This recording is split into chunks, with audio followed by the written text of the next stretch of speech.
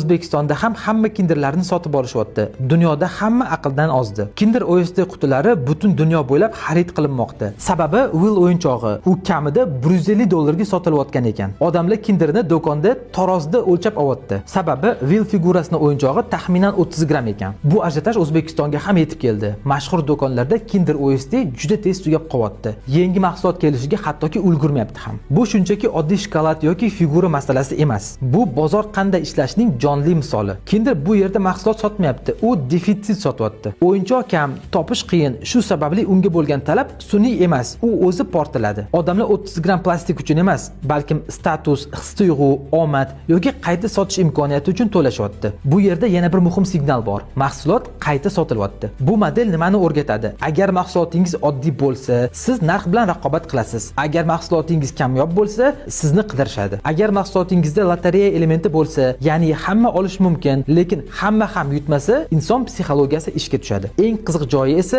ko'pchilik navbatda turishi va muhokama qilishi. Kamyob qismi esa hypedan pul qiladi. Agar biznesingiz bo'lsa, o'zingizga savol bering. Siz shov-shuv ichidamisiz yoki siz shov-shuvni boshqaryapsizmi? Bu holat o'tib ketadi. Kinder yutib bo'ldi. U sotuvni oshirdi, brendni kuchaytirdi va odamlarni do'konga qayta olib keldi. Xulosa oddiy, muammo Kinderda emas. Muammo odamlar sizning mahsulotingiz uchun kurashadimi yoki yo'qmi? Shunda. Video foydali bo'lgan bo'lsa, sahifamga obuna bo'ling.